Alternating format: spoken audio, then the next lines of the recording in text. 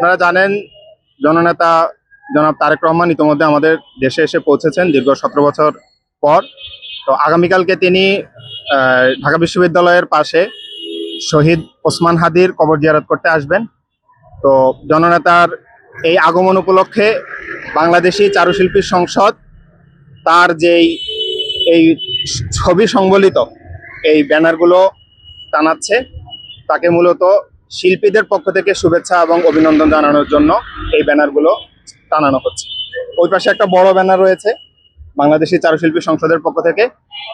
আর আমরা যারা বাংলাদেশি চারুশিল্পী সংসদ, তারা বাংলাদেশ জাতীয়তাবাদী মতাদর্শে বিশ্বাসী।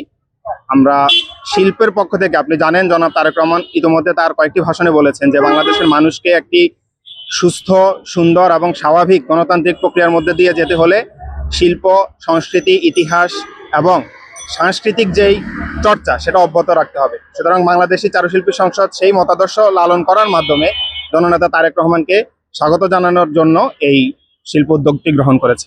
যেহেতু তিনি সংক্ষিপ্ত সময়ের জন্য এখানে আসবেন, আমরা শুধুমাত্র এই ব্যানারটা প্রদর্শন করছি যেন তার চোখে পড়ে এবং বাংলাদেশি চারুশিল্পী সংসদের যেই তার প্রতি যেই গভীর শ্রদ্ধা এবং যেই তাকে শুভকামনা জানানোর ধরন শৈল্পিকভাবে, সেটার জন্যই আমরা মূলত এই ব্যানারগুলো টানিয়েছি।